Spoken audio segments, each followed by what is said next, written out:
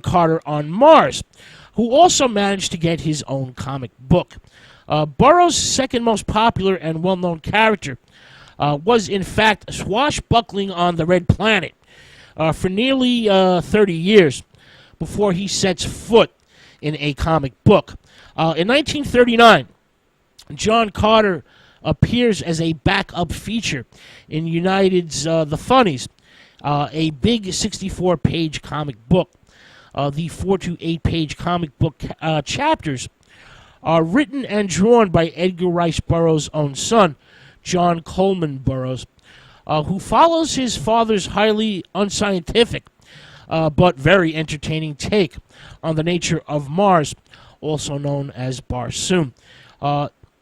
Of course, a breathable atmosphere, intricate canals, unique flora and fauna, four-armed giant green warriors, beautiful buxom babes, and large animals known as woolies and calots.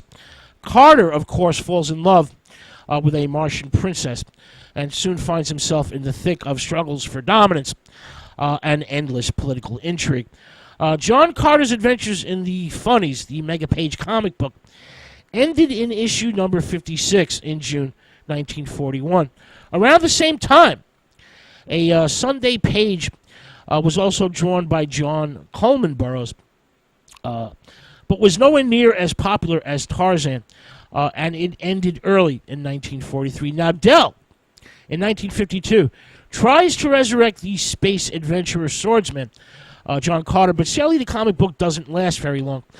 DC brought out its own short-lived version 20 years later in 1972.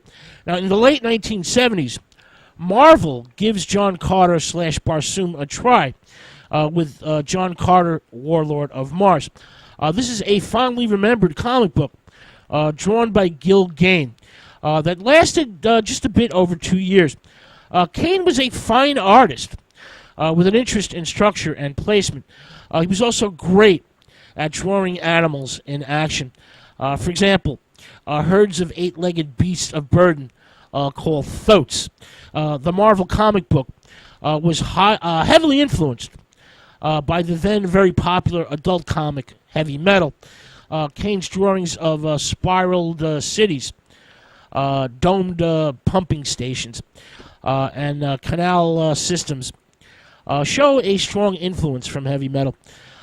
His portrayal of the lovely Dehathoris, the Princess of Helium, the Princess of Mars, is buxom and curvy, a delight to the eyes, and also shows the strong heavy metal influence. A powerfully charged, physically beautiful science fiction fantasy universe. All right. With that thought, we're going to close part one of God Rock Radio's definitive program on the life, the legend, and literary legacy of Edgar Rice Burroughs. Part